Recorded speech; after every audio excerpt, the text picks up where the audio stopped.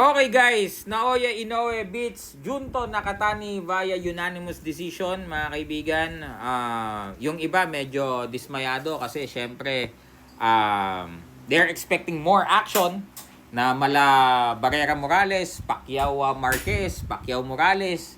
Syempre they need to live up the hype, no? Pero syempre depende pa rin sa estilo yan. No, dalawa ho itong tactical fighters.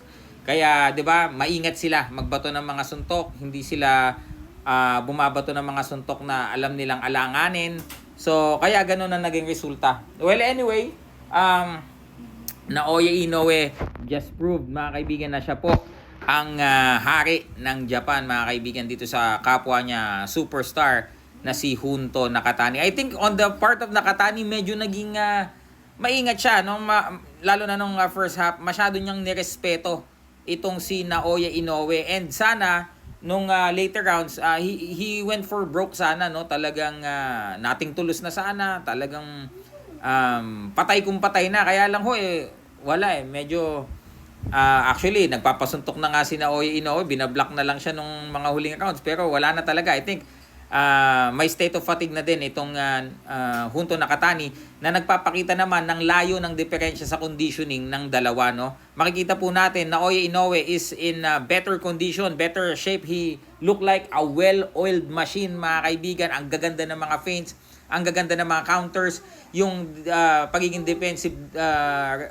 defensively responsible ni Naoya Inoue ay nandun, no? Pagkasuntok niya, alam niyang may counter si Nakatani, lalabas agad siya at hindi tuloy makaporma ng mga counters na malilinis ito pong si Junto Nakatani, no? Nagpapakita po ito ng talagang superb na paghahanda ng team Naoya Inoue. So, diba? Is there anything else to prove? So, 122 pounds. I think the challenge is at 126 pounds for Naoya Inoue.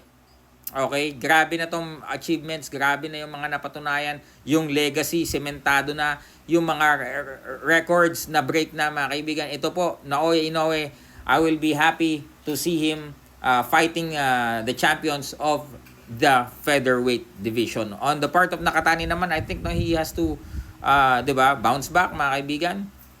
I think aside from Naoya Inoue fighting Bam Rodriguez, I think Nakatani should fight Bam Rodriguez, di ba? Although maganda din, Nakatani versus Bam, but I think Bam will be too small for Naoya Inoue. So kayo po mga kaibigan, ano po masasabi niyo sa laban na ito? Nadismaya ba kayo?